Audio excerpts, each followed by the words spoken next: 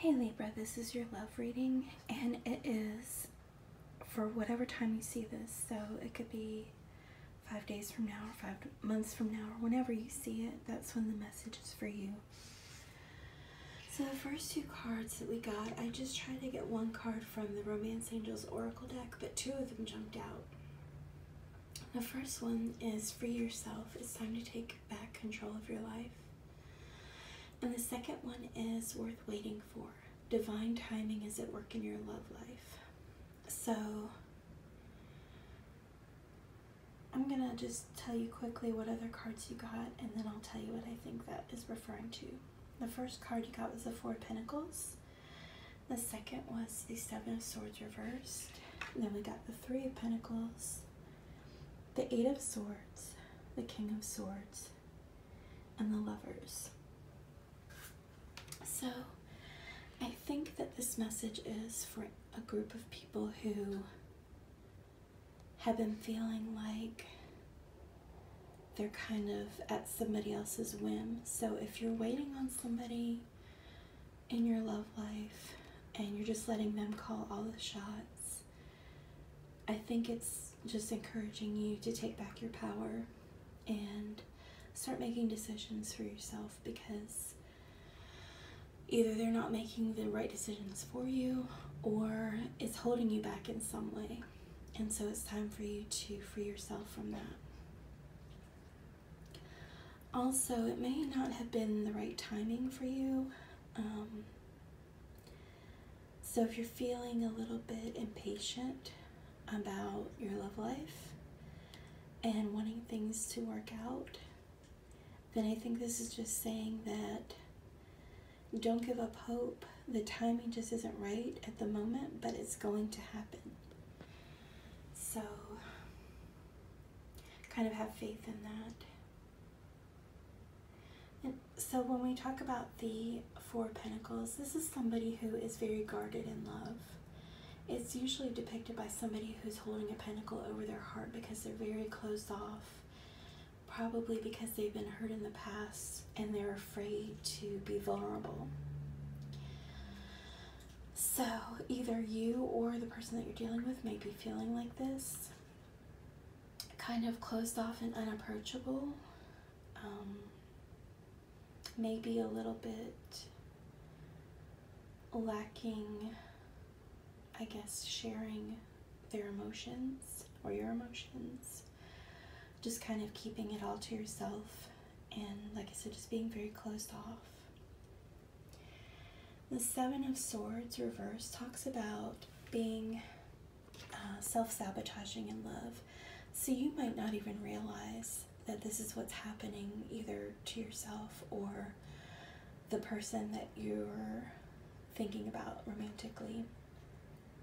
But a lot of times we feel like either we don't deserve love or we're afraid that it won't work out. So instead of just letting it run its course naturally, we try to control everything, and in the end we actually might either just end a good thing that could have worked out well, or we cause things to happen that negatively impact our relationships, which ultimately chips away at it and ends up, resulting in a breakup.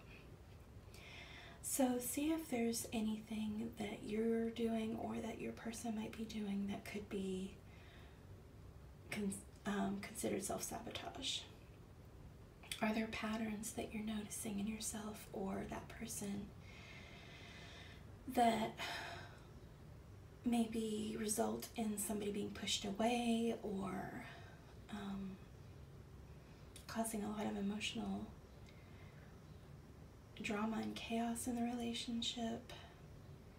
Just try to ask yourself those questions and see what can you do, or what can your person do to help correct that self-sabotaging behavior.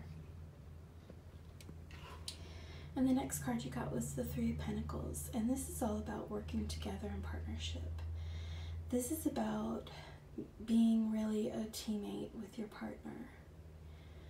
yes, everybody needs to maintain their own identity, but I think in a relationship, in any relationship, you have to look at it as that's your teammate. How can you help your teammate, and how can they help you? How can you take your strengths to balance their weaknesses and vice versa? And once you identify, what the weak link is for you and for them, then really work together as a team to try to figure out how you can balance that out and really look at your relationship as a project that you're working on together for the best outcome. Next, you got the Eight of Swords, and this is a card of, it can be sometimes what I call analysis paralysis, or where you're just so scared to make a mistake or scared of what some kind of outcome would be that you just freeze up and you don't do anything. This is a card of inaction and just being caught up in your own thoughts. They call this the mental prison card, but it's a prison of your own making. So whatever thoughts are keeping you frozen, you have to recognize that it's just your own negative self-talk that is resulting in this feeling of being in this mental prison. And there are ways to change your self-talk to make it more positive, to get you out of that mental prison and get you actually thinking in a healthier frame of mind, or in a more proactive way, I guess I would say. So, maybe with this person, because you're guarding your heart so much and you're so scared of being vulnerable, you're actually keeping yourself from even participating in a relationship in the way that you should, or the way that you need to, for it to work out, because you're just overthinking everything. So see what you can do to help with that. Next, we have the King of Swords, and this person is somebody who's very logical. They tend to use their head over their heart. This might be the person that you're dealing with, or a person that's coming into your life. They are, the air signs are Aquarius, Gemini, and Libra, which is you. So it could represent you.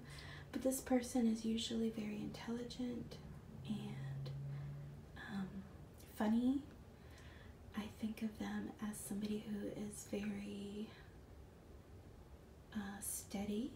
They're very good decision makers, and sometimes they can be somewhat emotionally detached because they do lead with their head and not their heart.